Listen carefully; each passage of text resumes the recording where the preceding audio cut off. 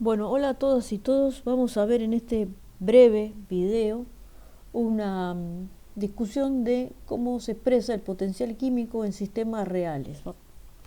Hasta ahora hemos visto sistemas ideales. Por ejemplo, el componente de una mezcla de gases ideales y vimos cómo expresar su potencial químico en función de su presión parcial.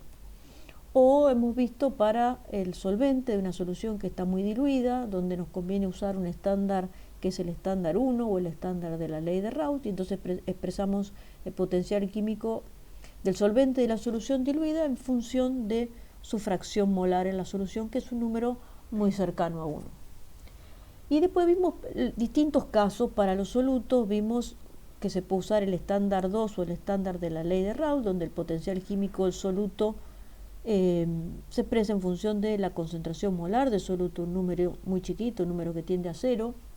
O se puede usar también la escala de concentración molar, o se puede usar también la escala de la concentración analítica, que es la escala de los bioquímicos del estándar prima. Estas son distintas opciones que existen para el caso de los solutos. Puedo usar la que más me convenga.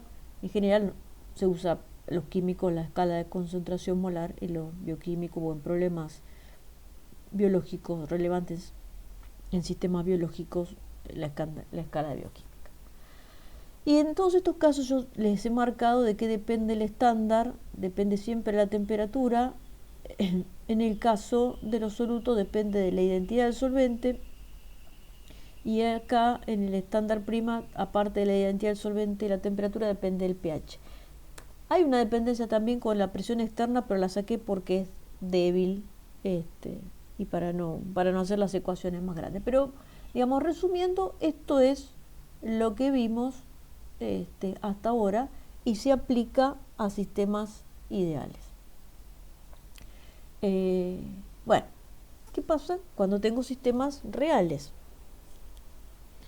Y lo que, como podemos ver en este dibujo, simplemente mostrando la presión parcial de un componente de una solución en función de su concentración, y este es un dibujito más o menos idealizado, siempre el comportamiento real es distinto, o no siempre, pero en la enorme mayoría de los casos, el comportamiento real es distinto del comportamiento ideal, excepto cuando estoy en los límites de grandes diluciones. Entonces, excepto en esa situación tengo desviaciones. ¿Y qué hago con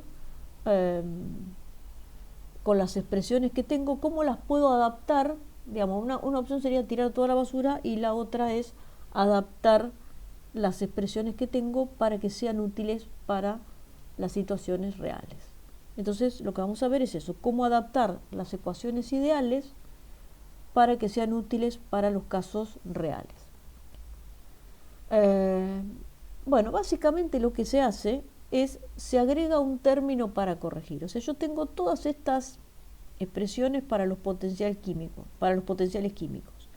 pero esto es válido, esto que está acá, es válido solamente si el sistema es ideal. Entonces, no es igual al mu sub i real. Si yo quiero que sea igual al mu sub i real, tengo este mu sub i, todo esto que está acá, es el ideal, y le tengo que agregar un término.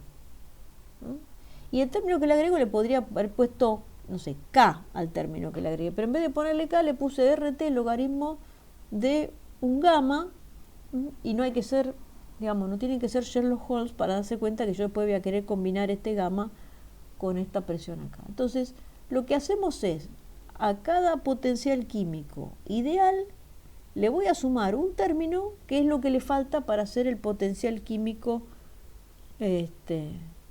real.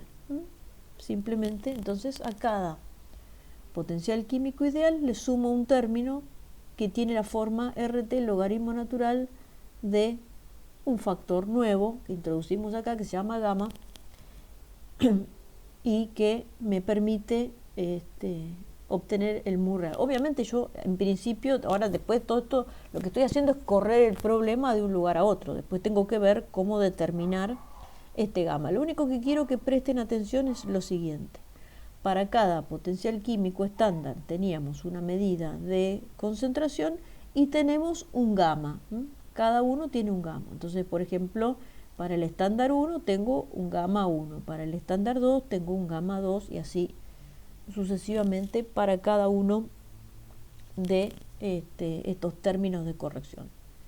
Una cosa que ocurre en los sistemas reales es que el potencial químico de un componente, vamos a suponer el potencial químico acá, de que es el que se usa para el solvente. El potencial químico del solvente en una solución ideal depende solo de la fracción molar del solvente. Ahora, en un sistema que es real, depende de la fracción molar del solvente y depende de la composición de la solución, o sea, de las otras cosas que yo tengo. ¿Y dónde está toda esa dependencia? Está metida de una forma muy oscura, digamos, y muy enmarañada dentro de este factor gamma. A ver, lo único que podemos decir de estos gamas, vamos por ahora, digamos, ¿qué cosas tenemos? Una es que estos gamas dependen de la composición, o sea que el gamma y el gamma de un componente, por ejemplo del solvente, depende de la concentración que yo tengo del solvente, pero también depende de quiénes son los solutos y de cuánto tengo de cada uno. Y lo mismo si tengo el gamma de un soluto, el gamma del soluto depende de cuánto yo tengo del soluto, pero también depende de cuáles son los otros solutos que tengo y de cuál es el solvente. O sea, el gamma es un numerito, es, digamos, donde ponemos todos los quilombos, los ponemos en el gamma. Juntamos todas las cosas complicadas, las dependencias que desconocemos, va todo acá a este factor gamma. ¿Qué podemos decir de gamma? Bueno, fíjense, vamos a considerar estas 4 ecuaciones que son las de la solución, la del solvente en solución y las distintas ecuaciones de soluto en solución. Nosotros sabemos que el mu ideal, que está acá, es igual al real cuando la solución es extremadamente diluida, o sea, cuando este x y es muy cercano a 1. Y lo mismo pasa en el caso de los solutos, cuando la solución es extremadamente diluida, su mu ideal se parece al mu real. Y en este caso, cuando la solución es muy diluida, el x del soluto tiende a 0. Entonces, lo que nosotros podemos saber es que estos gamma tienen que tender a 1 cuando la solución se vuelve extremadamente diluida. Porque cuando estos gamma tienden a 1, el mu real se vuelve igual al ideal. Entonces eso es lo que podemos anticipar del comportamiento de este gamma. Gamma se llama factor de actividad y como vimos hay un factor de actividad por unidad de concentración. Puede ser un número mayor o menor que 1, o sea que el término que agrego para corregir el mu ideal y que me dé el mu real puede ser positivo o negativo. Y como hemos visto, a medida que la solución se vuelve más y más diluida, el comportamiento real se acerca al comportamiento ideal y gamma tiende a 1, por lo cual el término que agregué tiende a 0. Bueno, y asociado con cada potencial estándar hay una escala de concentración y hay un factor de actividad. Entonces, ¿cómo me queda el potencial químico? Vamos a ver, por ejemplo, para el solvente, el potencial químico real me queda de esta forma y yo lo que hago ahora, al revés de lo que venía haciendo en el video anterior, ahora combino los logaritmos. El logaritmo de xi más el logaritmo de gamma i lo pongo como el logaritmo de gamma i por xi y ahora defino una nueva variable que es la actividad de I en la escala del sistema racional o en la escala de la ley de Raoult. Entonces fíjense, me queda el potencial químico real es mu sub i estándar 1 más RT logaritmo natural de la actividad de I en la escala 1. ¿Qué es esta actividad de I en la escala 1? Bueno, es una medida de la fracción molar de I. Eso es como si fuera una fracción molar corregida. Si mi sistema fuera ideal, el mu ideal es mu estándar 1 más RT logaritmo natural de xi. Como es real, no puedo poner xi, tengo que poner su fracción molar corregida, y en este caso su fracción molar corregida es esta actividad que está acá, que es la fracción molar, por ese factor de corrección que llamamos factor de actividad.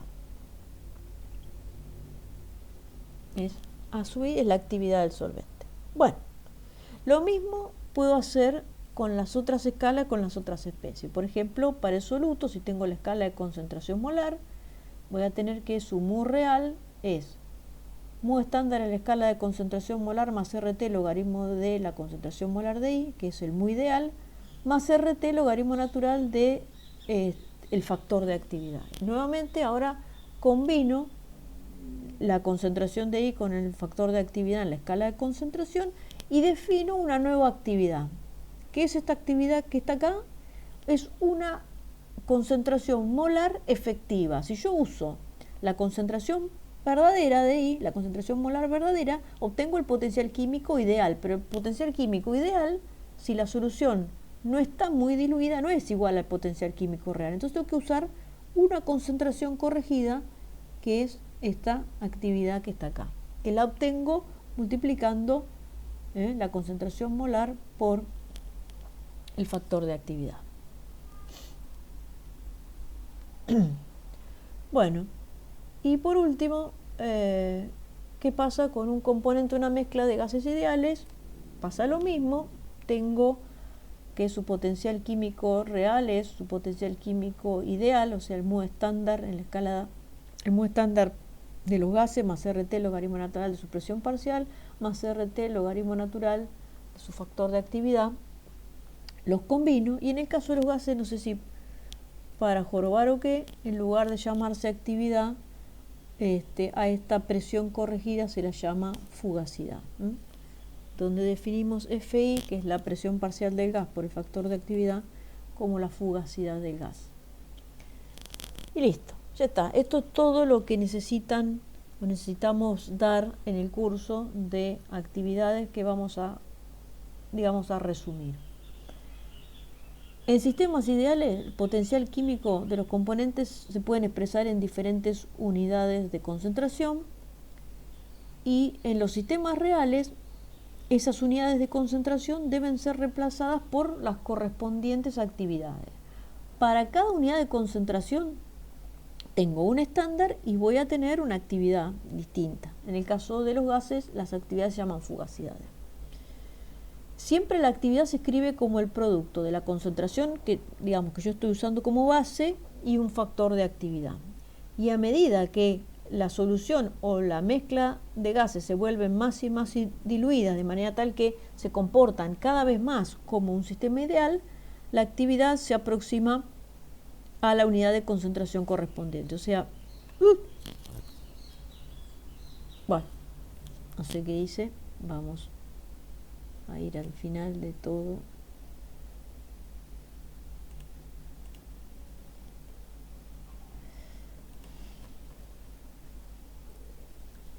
A medida que la solución o la mezcla de gases se vuelve más y más diluida, se comporta cada vez más como un sistema ideal y la actividad se va pareciendo cada vez más a la unidad de concentración que estoy usando como base o como referencia, lo que es lo mismo decir, el factor de actividad se va pareciendo cada vez más a 1.